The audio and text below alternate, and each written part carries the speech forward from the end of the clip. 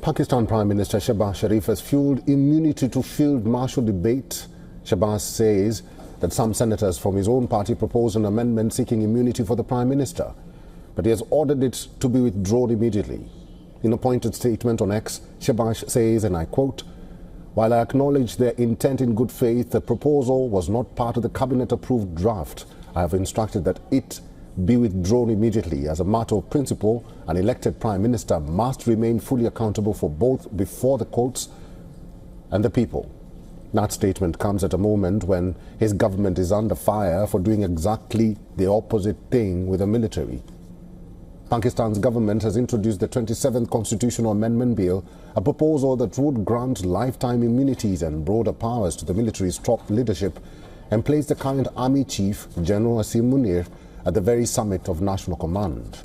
Under the draft, the long-standing office of a chairman, Joint Chiefs of Staff Committee, will be abolished, replaced by a new superposition, the Chief of Defence Forces. This new post combines control of all three services, the Army, the Navy and Air Force, under one umbrella, with General Munir as its head.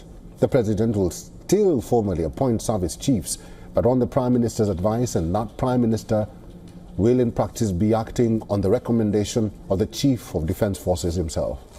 The bill also creates a command of the National Strategic Command to oversee Pakistan's nuclear and strategic arsenal, to be appointed by the Prime Minister, but only on the Army Chief's recommendation. And it goes further by giving lifetime constitutional protection and immunity to five-star officers, field marshals, marshals of the Air Force and admirals of the fleet. These officers will have immunities on par with the President and can only be removed through an impeachment process.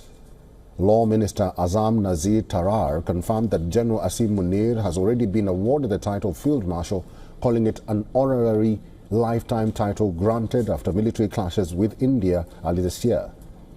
If passed, the amendment would formally place Munir at the apex of Pakistan's defence and strategic command, making him the country's most powerful man, both in uniform and under the Constitution. But the reactions have been swift and sharp. PTI leader Ali Zafar objected to the bill being debated without a recognized opposition leader in the Senate, calling for a full House committee review, and Bilawal Bhutto Zardari confirmed that the government had asked his party for support, revealing just how contentious and strategic this package is. Article 243 has long been the heart of Pakistan's civil-military tug-of-war, first under the President in 1973, then the Prime Minister in 1976, and later dominated by the generals under Musharraf. Now, nearly 5 decades later, that control is being constitutionally reassigned back to the military, this time permanently. Analysts are calling this the most sweeping military restructuring since the 1980s, a rewrite that formalizes the power the army has long held behind the scenes.